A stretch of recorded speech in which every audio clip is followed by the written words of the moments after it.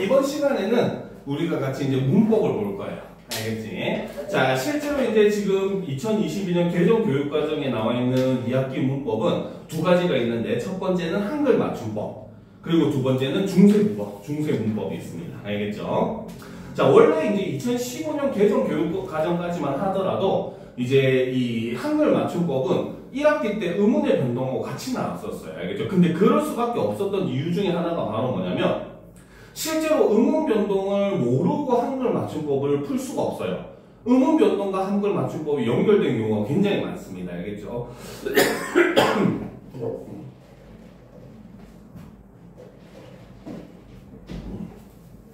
그렇기 때문에 이전 교육과정에서는 두 개를 묶어서 놨는데, 지금 현재 개정 교육과정에서는 학생들이 이제 두 개를 한꺼번에 하니까 좀 힘들어한다고 생각을 했는지 모르겠지만, 어쨌든 두 개로 나누어서 지금 현재 나고 있습니다. 근데 오히려 솔직히 제 선생님 생각으로는 이렇게 하면 학생들이 더 힘들어져요. 특히나 이제 문제가 어렵게 나오는 학교들은 1학기 때 어쨌든 의문의 변동을 배웠기 때문에 의문의 변동과 연계한 문제들이 나올 가능성이 상당히 높거든요. 알겠죠? 근데 이상고 같은 경우는 아무리 생각을 해봐도 그 정도로 연계해서 문제를 낼 것 같지는 않습니다. 알겠습니까? 자, 그래도 일단 우리가 그런 걸 기준으로 해서 한번 볼 건데, 사실 이제 우리가 이 부분은 좀 할 내용이 사실은 굉장히 많아요. 알겠죠? 솔직한 말로 얘기를 해서 3시간씩 우리가 문법만 수업을 해도 한 2주는 걸리는, 알겠습니까? 그러니까 2번 정도는 수업을 해야 되는 그 정도 내용인데, 그래도 우리가 방학이라고 하는 시간 동안 그래도 이거 하나만 할 수는 없고, 중세국어도 한 번은 보고 넘어가야 해서, 알겠죠? 방학 동안에는 일단 간단하게 이런 거구나 하는 걸 한번 좀 훑어보는 방향으로 해서 우리가 진행을 해볼 예정입니다. 알겠습니까? 자, 그럼 일단 첫 번째 한글 맞춤법의 첫 번째 시간으로서 선생님이 준비한 거는 바로 1학기 문법 연계하기, 즉 표기의 의문의 변동 중에서 표기에 반영되는 의문의 변동이 무엇이 있나라는 걸 일단 우리가 먼저 한번 살펴볼 예정이에요. 알겠습니까? 자, 그러면 첫 번째로 이제 우리가 표기에 반영되는 의문의 변동은 바로 모음 축약이 있습니다. 알겠죠? 자, 모음 축약이라고 하는 건 뭐냐? 개념은 두 개의 모음이 만나서 하나의 모음으로 줄어서 표기되는 현상을 우리는 모음 축약이라고 해요. 알겠습니까? 자, 그래서 어간 아 뒤에 전미사 이가 결합해서 에로 줄 적에는 준대로 적는다라는 거죠. 그래서 우묵 파이다 같은 경우는 파이다가 되는데, 이것이 줄여서 페어 이렇게 줄여도 상관이 없다는 거죠.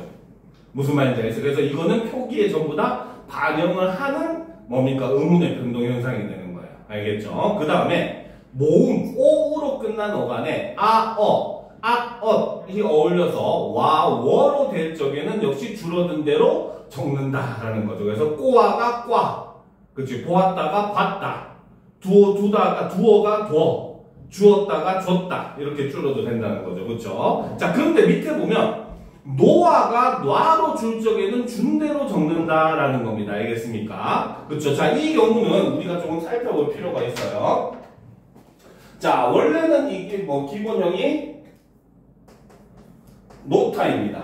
그렇죠? 여기에 아가 만나게 되는 거예요. 무슨 말인지 알겠습니까? 그렇죠? 그런데 이것이 어떻게 변화를 하냐면, 먼저 노타의 히읗이 어떻게 된다? 탈락을 해버리는 겁니다. 알겠죠? 그래서 이것이 어떻게?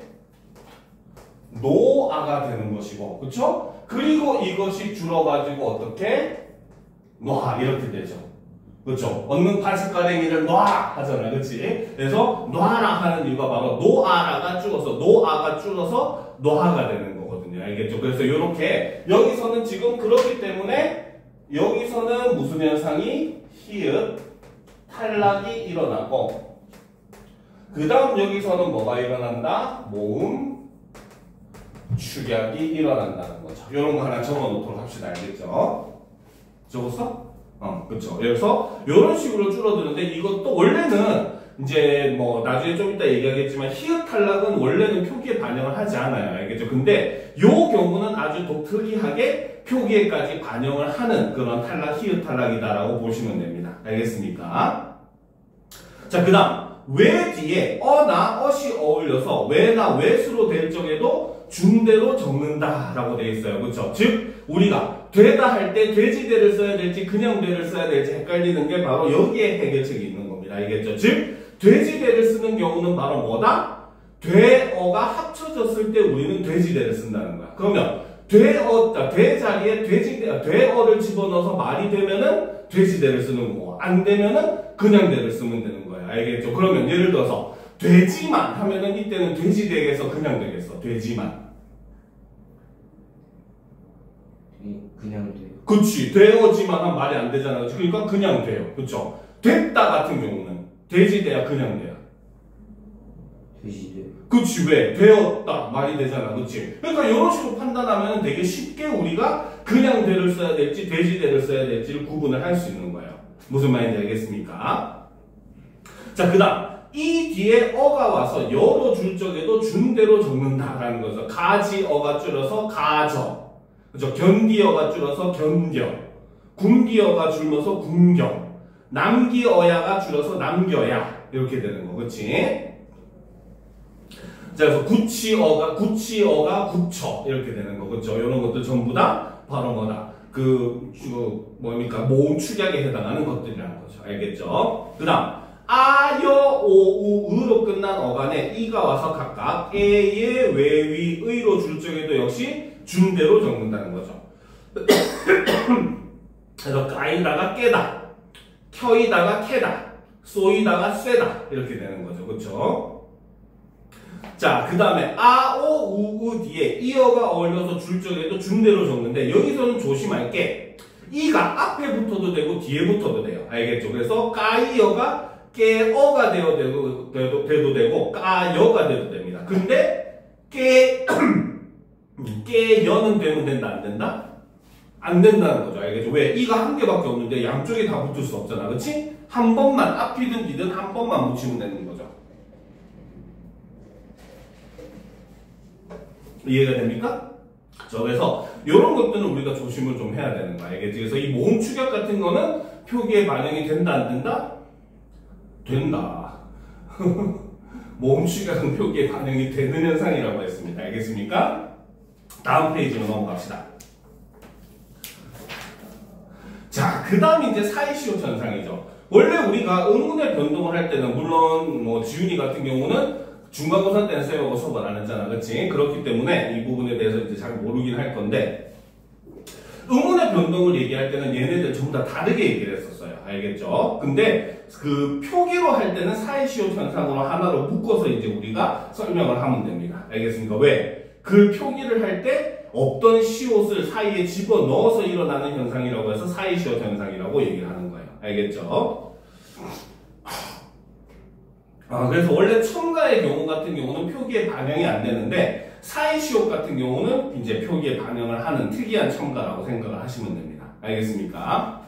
자, 개념을 보면 어근과 어근이 만나 합성이 될 때 앞 어근이 모음으로 끝나고 다음과 같은 변화가 일어나는 경우에는 어근과 어근 사이에 시옷을 첨가해서 표기를 한다라는 거죠. 그렇죠? 자, 그러면 사이시옷이 일어나는 환경을 보면은 첫 번째는 순 우리말로 된 합성어라고 돼 있어요. 그렇죠? 밑줄 칩시다. 순 우리말로 된 합성어. 밑줄 쳤습니까? 즉 이 말은 바로 뭐다? 고유어가 만나서 만들어지는 합성어라는 거죠.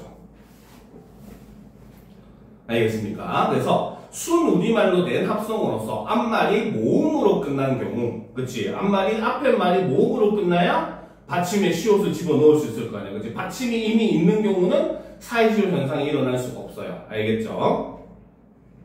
자, 그런데 이제 우리가 이 경우도 세 가지 변화가 있어야 됩니다. 알겠죠? 첫 번째는 뒷말의 첫 소리가 된 소리로 나는 된소리 대기가 일어나는 경우에 사이시옷을 받쳐줬습니다. 알겠죠? 그래서 기읍, 디귿, 비읍, 시읒, 지읒으로 시작하는 단어 앞에 사이시옷이 올 때는 이들 자음만을 된소리로 발음하는 것을 원칙으로 하되 사이시옷을 디귿으로 발음하는 것도 허용한다. 그래서 복수표준어를 사용하죠. 원래는 나루와 배가 합쳐진 말이었어. 알겠지? 근데 사람들이 이거를 나루 빼 하고 발음을 하는 거야. 그러니까 이걸 표현하기 위해서 시옷을 집어넣어서 나루 배 이렇게 쓰라고 해놓은 거야. 알겠죠? 근데 그렇게 썼더니 어떤 사람들은 원래대로 나룻배라고 발음을 하기도 하는데 또 어떤 사람은 이제 시옷이 들어가서 시옷을 발음해서 나룻배 이렇게 발음을 하는 사람도 있더라는 거야. 그렇지? 그래서 현재는 둘 다 표준 발음으로 인정을 하고 표기는 이렇게 시옷을 집어넣어서 표기를 한다는 거죠. 알겠죠?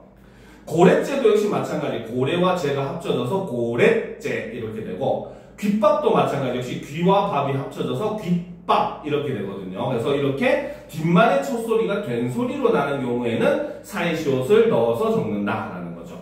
두 번째, 뒷말의 첫소리 니은 미음 앞에서 니은 소리가 덧나는 경우, 즉 첨가되는 경우입니다. 그래서 코와 날이 합쳐졌는데 발음을 하니까 콧날이 되는 거야. 알겠습니까? 그 다음 배와 머리가 합쳐졌는데 사람들이 발음하니까 뱃머리 이렇게 되는 거야. 알겠습니까? 그래서 이렇게 니은이 첨가돼서 우리가 소리가 난다 해서 여기서 보면 콧날, 뱃머리 이렇게 적힌 거 있잖아요. 그건 지우세요. 선생님이 실수했어요. 잘못한 겁니다. 콧날, 뱃머리 이건 지우세요. 알겠죠?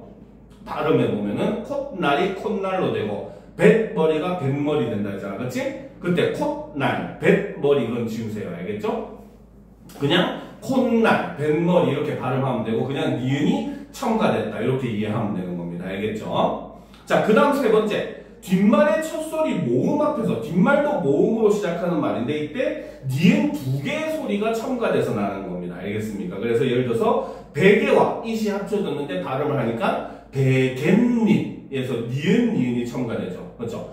깨와 잎이 합쳐졌는데 깨잎이 아니라 깻잎 이렇게 되는 거. 그렇지? 이것도 역시 니은이 첨가된 거고 나무와 잎이 합쳐졌는데 역시 나뭇잎 이렇게 하잖아. 그렇지? 이런 것도 니은이 첨가된 경우라고 볼 수 있고 이런 경우에 전부 다 시옷을 이제 표기에 적용을 해서 쓴다는 거죠.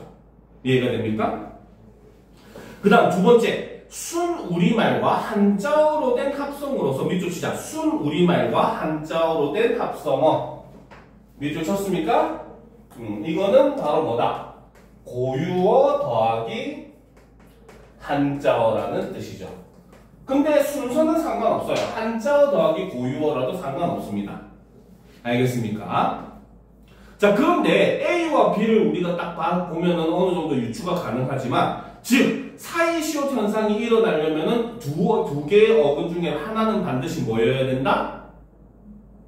고유어여야 돼, 한자어여야 돼?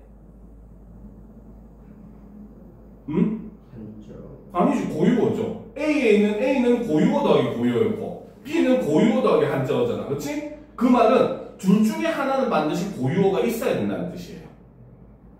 이해가 됩니까? 그렇죠. 안 되는 표정인데 큰일인데 클리닉 때 좀 더 쌩이었고 이제 개인적으로 한 번 더 보는 걸로 합시다. 알겠죠? 자, 그래서 순 우리말과 한자어로 된 합성으로서 앞말이 역시 모음으로 끝나는 경우에도 사이시옷 현상이 일어날 수 있죠. 나머지 변화는 똑같습니다. 첫 번째 역시 뒷말의 첫소리가 된 소리로 나는 걸 우리는 된 소리 되기 현상이 일어나는데 이때도 사이시옷을 집어넣는 거죠. 귀와 병, 귀라는 고유어와 병이라고 하는 한자어가 합쳐졌을 때 귀병 이렇게 소리가 나는데 이거를 시옷을 받쳐서 귀병으로 쓰고 발음은 귀병 해도 되고 귀병 해도 된다는 거죠. 알겠죠? 그 다음 차짠도 역시 차라고 하는 한자어에 잔이라고 하는 고유어가 합쳐졌는데 여기서 발음은 차짠 이렇게 하니까 쓸 때 찻잔으로 쓰고 발음은 차짠 해도 되고 찻짠 해도 되고. 알겠죠? 탯줄도 역시 태라고 하는 한자어에 줄이라고 하는 고유어가 합쳐졌는데 이것도 탯줄이 되니까. 알겠죠? 그래서 이거를 시옷을 받쳐 적어서 탯줄로 쓴다는 거. 알겠습니까? 그 다음 뒷말의 첫소리 니은 미음 앞에서 니은 소리가 첨가되는 경우도 역시 마찬가지죠. 제사라고 하는 한자어에 날이라고 하는 고유어가 붙어서 제삿날이 되는 거죠. 그래서 제삿날로 적는다는 거. 알겠죠? 그 다음 뒷말의 첫소리 모음 앞에서 니은 소리가 역시 덧나는 거. 가외라고 하는 한자어에 일이라고 하는 고유어가 합쳐져서 가웬일. 그렇죠? 후라고 하는 한자어에 일이라고 하는 고유어가 합쳐져서 훈일 이렇게 되는 것도 전부 다 시옷을 받쳐서 적는다라는 겁니다. 알겠죠? 자, 그런데 예외적으로 한자어 더하기 한자어인 경우도 예외적으로 인정하는 경우가 있어요. 바로 이거는 예외이기 때문에 꼭 외워줘야 됩니다. 알겠죠? 그래서 다음의 경우를 제외한 다른 두 글자의 한자어에는 사이시옷을 붙이지 않는다. 그 말은 거꾸로 얘기하면 다음 6가지 경우만 산자어 합성어에도 사이시옷을 허용한다. 이런 뜻으로 볼 수 있다는 거예요. 예외입니다. 알겠죠? 그래서 6개밖에 안 되기 때문에 무조건 외워야 돼요. 별표 하나 쳐놓읍시다. 그러니까 실제로 가장 많이 나오는 유형 중에 하나가 바로 뭐냐면 이 사이시옷 현상 같은 경우는 자, 문제. 자, 다음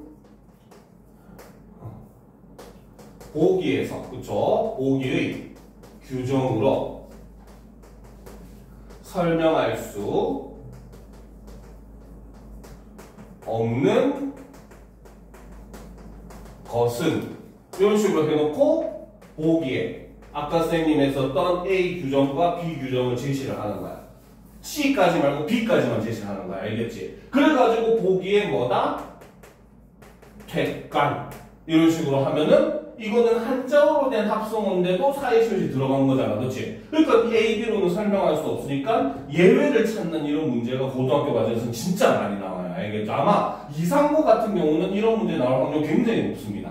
알겠습니까? 굉장히 좀 어떻게 보면 한글 맞춤법의 기초적인 문제고 가장 많이 알려진 유형 중에 하나거든요. 알겠죠? 그래서 앞부분만 설명해 놓고 뒤에 예외에 대해서 묻는 이런 유형의 문제가 나올 확률이 굉장히 높으니까 이 6가지 곡간, 색방, 숫자, 작간, 퇴간, 횟수 요거는 반드시 외워놔야 됩니다. 무슨 말인지 알겠습니까? 이해가 되죠? 그렇지? 자, 그 다음 이제 탈락 부분을 보도록 합시다. 자, 탈락은 자음 탈락이든 모음 탈락이든 히읗 탈락을 제외하고는 전부 다 표기에 반영이 돼요. 그쵸? 아까 근데 노아 같은 경우는 히읗 탈락이지만 예외적으로 이제 표기에 반영이 된 거고 일반적으로는 히읗 탈락은 반영이 안 돼요. 알겠죠? 자, 그래서 자음 탈락을 보면 먼저 개념, 낱말이 발음될 때 자음 하나가 발음되지 않는 현상이죠. 첫 번째 동음 탈락, 요거는 그냥 간단히 읽어만 보세요. 요즘 학교에서는 잘 이걸 안 가르칩니다. 알겠죠? 그래서 자음도 같은 자음이 반복될 때 하나가 탈락되는 경우가 있는데 대표적으로 한자로 하면은 갓난인데 니은이 반복되니까 하나를 탈락시켜서 우리는 현재 가난이라고 표현하죠. 그렇죠? 목과 나무 목자에 과실과자를 썼는데 기읍이 반복되니까 우리는 현재 이거를 모과라고 합니다. 모과차 이런 말 들어봤지? 그치? 자, 그 다음 시옷 탈락. 다음과 같은 용어들은 어미가 바뀔 경우 그 어근이나 어미가 원칙에 벗어나면 벗어나는 대로 적는다라는 거죠. 그래서 어간 끝에 시읒이 줄어드는 거. 그래서 어간의 끝이 시읒인 경우에는 모음으로 시작하는 어미를 만나면 탈락합니다. 알겠죠? 자, 그래서 예전에 시험 문제 나온 게 이런 문제가 있어요. 옆에다 하나 적어 놓도록 합시다. 알겠죠? 자.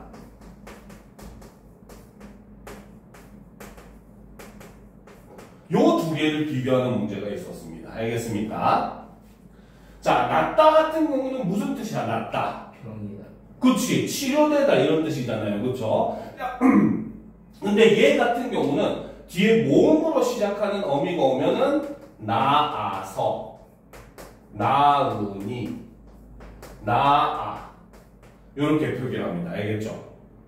그쵸? 근데 낳다 같은 경우 무슨 뜻이야? 말은 그치. 새끼를 낳다, 아이를 낳다, 출산하다라는 뜻이 되잖아요. 그쵸? 그래서 이 낳다 같은 경우는 나아서, 나으니, 나 이렇게 돼요. 근데 요 두 개 다 발음은 어때? 발음은 동일합니다. 알겠습니까? 자, 그러니까 이렇게 우리가 시읒 탈락은 표기에 반영하는데 히읗 탈락은 표기에 반영하지 않는 이런 것들을 묻는 문제가 시험에서 굉장히 잘 나오고 있는 추세예요. 알겠습니까? 그래서 이런 것들도 우리가 반드시 구분해서 알아둘 필요가 있습니다. 알겠죠? 그래서 이거는 실수하는 경우 굉장히 많잖아요. 그렇죠? 뭐 인터넷 댓글도 보면은 뭡니까? 빨리 낳으세요 했는데 히읗 받침 붙여서 낳기는 아기를 낳니 이렇게 얘기하고 밑에 답글로 나오고 하잖아. 그렇지? 그러니까 이런 부분 묻는 문제가 생각보다 잘 나와요. 교과서에서도 내신에서도. 알겠죠? 그래서 이런 것들 시읒 탈락은 표기에 반영이 되는데 히읗 탈락은 표기에 반영되지 않는다. 이런 내용을 꼭 머릿속에 집어넣어놔야 된다는 거죠. 알겠죠? 자, 그 다음 리을 탈락은 끝소리가 리을인 말과 딴말이 어울려 적을 적이 리을 소리가 나지 않는 건 나지 않는 대로 그대로 적는다는 거죠. 그죠? 원래는 매달 할 때 달인데 이제 발음대로 다다리 리을이 탈락해져. 그쵸? 말과 소가 합쳐졌는데 마소. 그치? 그 다음에 딸과 님이 합쳐졌는데 따님. 아들과 님이 합쳐져도 역시 아드님 합니다. 아들님 아니에요. 알겠죠? 아드님. 바늘과 질이 합쳐졌는데 바느질.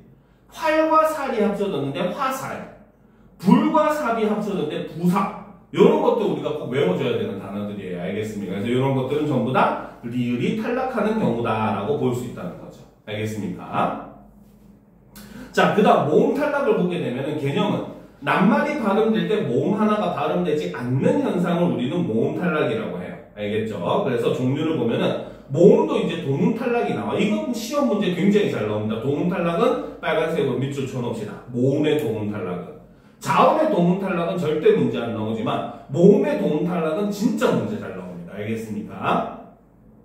그래서 같은 모음이 연달아 발음될 때 하나의 모음이 발음되지 않는 현상이라는 거죠. 알겠습니까? 즉 바로 뭐다? 가장 모음 탈락이 흔하게 나는 게 옆에다 하나 적어 놓읍시다.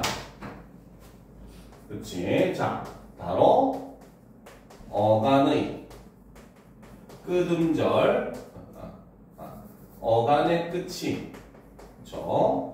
모음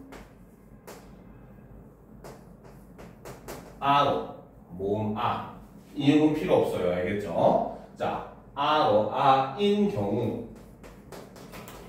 그쵸? 아인 경우, 아로 시작하는 어미와 만나면, 그쵸? 아가 하나,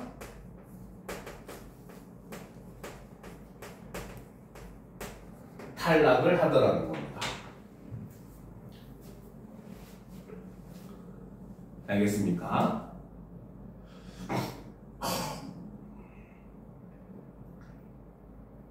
근데 이거는 기준이 뭡니까?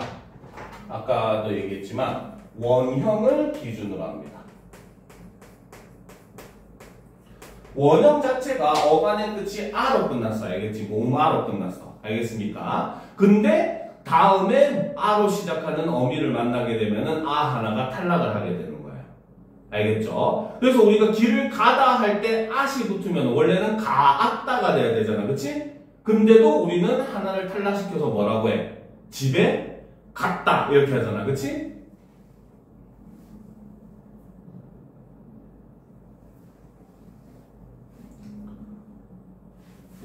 알겠습니까? 그렇기 때문에 이 경우는 이제 우리가 아가 하나 탈락하는 거예요. 알겠죠? 그 다음에 나다. 그치? 일종의 태어나다 할 때 그 나다지. 그치? 그래서 나다에 아서가 붙으면은 나아서인데 나서가 되는 거예요. 근데 아까 병이 낫다 할 때는 이게 탈락이 안 돼요. 왜? 병이 낫다 할 때는 적을 때도 나아서라고 적어야 됩니다. 알겠죠? 왜? 원래 원형에는 시읒이 있었기 때문에. 알겠습니까? 그래서 원래 원형을 기준으로 하는 거기 때문에 원형이 아로 끝나는 게 아니었다면은 아무리 탈락을 하더라도 여기서 모음 탈락이 함께 같이 일어나진 않는다는 거죠. 그래서 병이 낫다 할 때는 병이 나아서라고 하지. 병이 나서 하면은 뭐야? 병이 발생하다는 뜻이 돼버리잖아. 그렇지? 그렇기 때문에 완전히 의미가 달라지기 때문에 우리가 그 원형 자체에 시읒이 있어가지고 시읒이 탈락한 경우는 모음 축약을 하지 않아요. 알겠죠? 하지만 원형 자체가 모음 아로 끝나는 경우, 어간의 끝이 모음 아로 끝나는 경우에는 합쳐져가지고 하나가 탈락합니다. 알겠습니까? 자, 그 다음 으다, 우가 탈락하는 경우도 있다라는 거죠. 으가 탈락하는 경우는 뭡니까? 뜨다 같은 경우, 눈을 뜨다 같은 경우에는 어가 붙으면 눈을 떠. 이렇게 되죠. 그쵸? 크다 같은 경우에 어가 붙으면 커. 그치? 그 다음에 담그다 같은 경우에는 아가 붙어야 돼요. 알겠죠? 그래서 담가가 되는 거죠. 요거는 꼭 밑줄 쳐놓읍시다. 담그에다가 아를 하는 거는 밑줄을 꼭 쳐놓읍시다. 알겠습니까? 요거는 중요해요. 시험에도 자주 나오는 단어입니다. 왜? 학생들이 자꾸 김치를 담궈 이렇게 생각을 하는 거야. 그러면 담구에다가 어가 합쳐져서 줄어드는 축약이 일어났는데 착각하는 거야. 알겠지? 근데 김치는 담가야 하는 거고. 알겠지? 그때는 으가 탈락하는 겁니다. 알겠습니까? 자, 그 다음 우가 탈락하는 경우는 이제 국을 푸다 같은 경우 푸에다가 어가 붙으면은 국을 퍼 이렇게 되죠. 그렇죠? 그래서 우가 탈락하는 경우라는 거죠. 그다음 어도 탈락하는 경우가 있어요. 바로 모음 에 뒤에 어나 어시 어울려 줄 적에도 역시 준대로 적는다는 거죠. 그래서 지금 비가 오는데 아까 오후에 되면 날이 갠다고 하더라고요. 그치? 그래서 날이 개다에 어가 붙으면 날이 개어가 돼야 되는데 그냥 날이 개 해도 된다는 거야. 그렇죠? 그 다음에 돈을 내다에 어가 붙으면 돈을 내어라고 해야 되는데 돈을 내 해도 된다는 거지. 그치? 그래서 돈을 내어서 뭡니까? 그 볼펜을 샀다. 이것도 이제 줄여가지고 돈을 내서 볼펜을 샀다 해도 상관이 없다는 겁니다. 알겠죠? 그러니까 배다에 어시 붙어서 이제 배었다가 뱉다. 그치? 손을 뱉다 하잖아. 그치? 종이에 손을 뱉다 라고 얘기하잖아. 그치? 그래서 이런 경우도 이제 그 에에다가 어가 오게 되면 줄어서 이제 뭡니까? 탈락이 하는 경우도 있다는 거죠. 알겠습니까? 됐습니까? 그렇죠? 자, 그 다음 두음 법칙을 보도록 합시다. 두음 법칙은 한자어로 된 단어에만 적용이 되는 거예요. 알겠죠? 한자어가 아닌 단어에는 적용이 안 됩니다.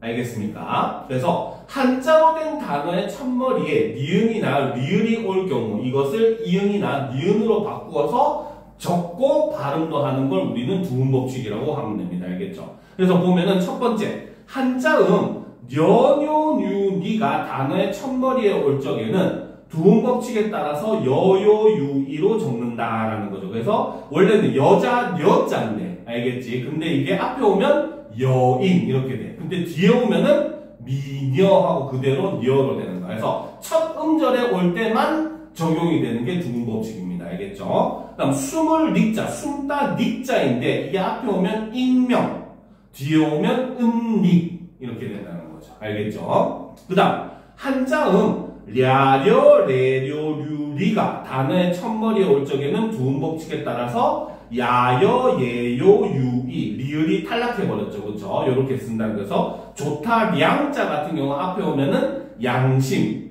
뒤에 오면은 우량 이렇게 되는 거예요.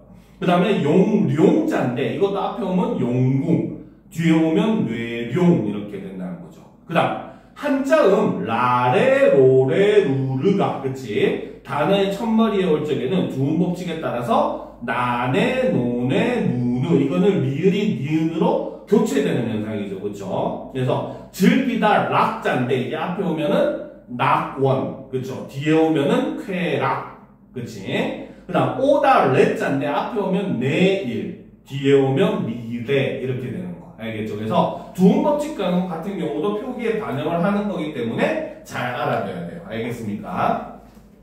자, 그 다음 이제 그러면 2학기 때 추가되는 거 오늘 이제 시간상 아마 제1항과 제2항 부분만 하면은 시간이 다 될 것 같아요. 알겠죠? 자, 그러면 진짜 이제 한글 맞춤법에 대해서 우리가 한번 살펴보도록 합시다. 자, 한글 맞춤법 제1장 총칙은 바로 뭐냐? 제1항 한글 맞춤법은 소리대로 적대. 그쵸? 여기서 표음주의 표기법이라고 쌤 밑에 적어놨어요. 그쵸? 그 다음에 반대로 또 함께 하는 게 바로 어법에 맞도록 함을 원칙으로 한다. 즉 형태주의 표기법을 쓴다는 거죠. 알겠죠? 즉 낱말을 소리대로 적는 걸 원칙으로 하는데 원래 어법에 맞도록 즉 원형을 밝혀서 쓰는 것도 원칙으로 한다 이런 뜻입니다. 알겠습니까? 자, 그런데 자, 그래서 이 부분을 문제로 좀 쉽게 내면 학교에서 굉장히 잘 나와요. 알겠죠? 즉 소리대로 적대 밑줄 쳐놓고 기역 어법에 맞도록 한 밑줄 쳐놓고 니은 이런 식으로 이제 하는 겁니다. 알겠죠? 그래놓고 어떻게 하냐면은 뭡니까? 다음 중 기읍과 니은에 맞는 표현법으로 옳은 것은 틀린 것은 이렇게 설명을 하는 경우 묻는 문제가 많아요. 알겠죠? 근데 이거 구분하는 거는 정말 쉽습니다. 요거 하나만 알면 돼요. 알겠죠? 자, 하나 옆에다 적어 놓도록 합시다. 자, 소리대로 적는다라고 하는 말은 이꼴 그쵸? 소리대로 적는다는 건 사실 무슨 뜻이냐? 바로 발음과 표기가 일치한다. 이런 뜻입니다. 알겠습니까? 자, 그래서 우리가 보면 구름 하면은 적을 때도 구름이지만 발음을 해도 어떻게? 구름이잖아요. 그쵸? 그지? 그렇죠. 그러니까 이런 것들은 뭡니까? 발음과 표기가 일치하는 경우잖아. 그치? 그러면 우리는 이것을 소리대로 적었다라고 본다는 거예요. 알겠습니까? 그런데 어법에 맞게 적는다는 건 무슨 뜻이다? 다른 말로 하면 발음과 표기가 일치하지 않는다는 뜻입니다. 알겠습니까? 즉 의문의 변동이 일어나가지고 발음은 다르게 나는데 표기랑 이게 일치하지 않아. 그럼 이건 어법에 맞게 쓴 거죠. 알겠습니까? 근데 반대로 발음했는데 그대로 발음이 나는 거야. 적은 대로. 그렇죠? 이럴 경우는 소리대로 적었다라고 생각하면은 굉장히 쉽게 구분을 할 수 있어요. 알겠습니까? 자, 그러면 나뭇잎 할 때 잎은 발음이 어떻게 돼요? 잎. 받침이 뭐야? 그치? 그럼 이 경우는 발음과 표기가 일치하지 않아. 그럼 이건 어떻게? 어법에 맞게 적은 거예요. 알겠습니까? 그 다음에 또 이런 경우 있죠. 요즘 여름이니까 굉장히 많이 수요가 많은 게 얼음. 그치? 얘는 발음하면 어떻게 돼? 그치? 발음하면 얼음이잖아. 그치? 그죠? 얘는 그러면 소리대로 적은 거야? 어법에 맞게 적은 거야? 얼음인데? 두 개가 다른데? 얼음이라고 쓰고 발음은 얼음 하잖아. 그치? 두 개가 달라진 거예요. 발음이. 알겠죠? 그러니까 표기랑 발음이 다른 거예요. 알겠죠? 그래서 이것도 어법에 맞게 표기한 겁니다. 알겠습니까? 이 경우는 연음까지 다 표기를 뭡니까? 포함을 하는 겁니다. 무슨 말인지 알겠어요? 이해가 돼요?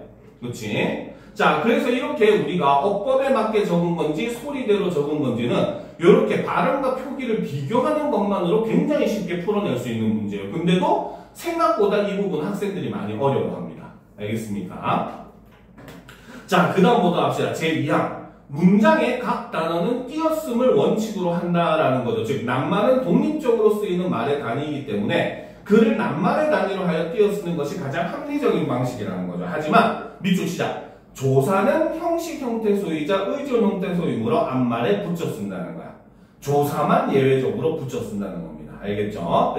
그래서 이 조항 역시 원칙으로 한다라는 표현을 다름으로써 예외를 인정을 하더라는 거죠. 이 예외에 대한 것들은 뒤에서 이제 하나씩 다루도록 하자라는 겁니다. 알겠습니까? 그래서 이 띄어쓰기 같은 경우는 가장 이제 문제가 되는 게 바로 조사와 이제 의존 명사를 구분하는 이런 부분의 내용이 학생들을 가장 힘들게 하는 부분 중에 하나예요. 알겠습니까? 자, 다음 페이지 보도록 합시다. 자, 다음 페이지가 사실 이제 그 부분에서 가장 핵심 하이라이트, 바로 의존 명사일까 조사일까라고 해서 옆에다 가로 열고 씁시다. 의존 명사일까 조사일까 제목 적혀있지, 그치? 여기 옆에 가로 열고 이걸 우리는 뭐라고 하냐면 품사 통용이라고 합니다. 알겠죠? 품사 통용이 바로 뭐냐면 어떤 낱말이 형태랑 뜻, 의미도 거의 똑같고 비슷해요. 알겠죠? 근데도 노인 환경에 따라서 품사가 달라지는 경우가 있어요. 알겠지? 이 경우를 우리는 품사 통용이라고 얘기를 합니다. 알겠습니까? 자, 보면은 우리의 낱말 중에는 물론 즉 다른 언어에도 있는 현상이지만 같은 형태를 가진 낱말이라도 쓰이는 환경에 따라 품사가 달라지는 현상이 존재를 하더라는 거야. 영어에서도 보면은 예를 들어서 러브라는 단어를 봅시다. 알겠죠? 러브가 명사로 쓰이면 뜻이 뭡니까? 사랑. 그치, 사랑이잖아. 그치? 근데 러브는 동사로도 쓸 수 있어. 어떻게?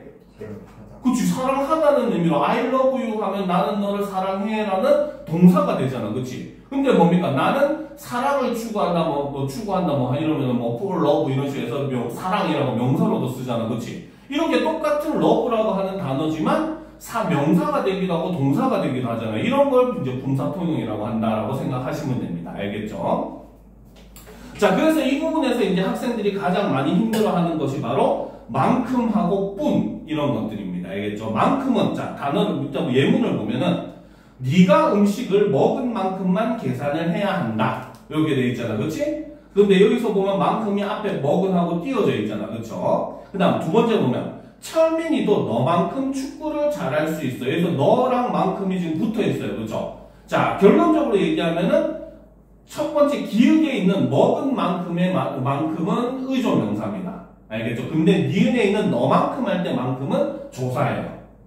알겠습니까? 자, 그 다음 뿐도 역시 마찬가지입니다. 그는 그저 자신의 일을 묵묵히 하고 있을 뿐이다 할 때는 띄었었죠. 이때도 역시 의존명사로 쓰였고, 민호에게는 자신뿐, 여기서는 조사로 쓰인 겁니다. 알겠습니까? 즉 얘네는 그럼 어떻게 구분해야 되는가? 바로 앞에 있는 말을 보면 됩니다. 알겠죠? 지금 만큼이 의존명사로 쓰인 경우는 앞에 먹다가 먹은이라는 말로 변해서 왔잖아. 그치? 그 다음 뿐도 역시 마찬가지 있을 뿐이다 할 때 앞에 보면 있다라는 낱말이 있을이라고 하는 관형사의 형태로 왔잖아요. 그쵸? 즉 용언의 관형사형 뒤에는 의존명사이기 때문에 띄워줘야 돼요. 알겠습니까? 그런데 니은을 보게 되면 어때요? 너만큼 할 때 너라고 하는 대명사가 왔고 자신뿐이라고 하면 자신이라는 역시 대명사가 왔잖아. 그치? 즉 체언의 뒤에서는 만큼이나 뿐이 조사가 되기 때문에 붙였어야 됩니다. 알겠습니까? 자, 그러니까 옆에다 하나 적어놓도록 합시다. 알겠죠? 자, 만큼 하고 뿐 같은 경우 첫 번째, 그렇지? 자, 용언의 관형사형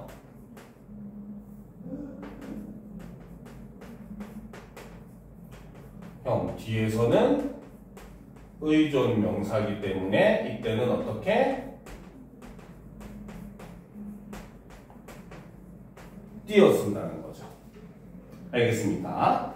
자, 그리고 두 번째 체언 뒤에는 조사이기 때문에 이때는 붙였습니다. 알겠습니까? 요것만 기억하면은 굉장히 이 부분 쉽게 우리가 문제를 해결할 수가 있습니다. 알겠습니까? 자, 밑에 보면은 이제 이거는 어미인지 의존명사인지 구분하는 거거든요. 실제 이제 수능에도 한번 나왔었던 내용입니다. 모의고사에서도. 알겠습니까? 그래서 요 내용은 한번 쭉 읽어보고 무조건 밑에 부분은 외우는 수밖에 없어요. 2 더하기 4번 같은 경우는. 무슨 말인지 알겠습니까? 그래서 요거는 외워야 되니까 별표 하나 쳐놓읍시다. 물론 이상고는 이 정도까지 안 나올 가능성도 있긴 한데 그래도 이거는 조금 기초적인 내용이에요. 생각보다. 알겠죠? 그래서 요거 정도까지는 우리가 충분히 공부를 해줄 필요가 있다는 겁니다. 알겠죠? 자, 이번 시간 문법은 여기까지 하도록 합시다. 알겠습니까? 여기까지 한 것도 이제 사실 아까 문학도 마찬가지고 문법도 마찬가지지만 복습이 굉장히 중요해요. 알겠습니까? 그런데 오늘 이번 주는 문법 문제를 주진 않을 거예요. 알겠죠? 그 이유가 아직 다 배운 게 아니기 때문에 여러분들 문제는 어쨌든 총합적으로 이제 문제가 나오거든요. 그래서 이 문법 문제는 다음 주에 이제 그 한글 맞춤법을 마무리한 다음에 쌤님이 과제를 줄 겁니다. 알겠습니까? 그래서 그런 걸 유념을 하면서 이제 우리가 보도록 하고 그렇다고 과제 없다고 등한시하면 안 돼요. 항상 복습은 생활화. 알겠죠? 그래서 여기까지 하고 10분 쉬었다가 독서로 들어가도록 합시다. 알겠죠?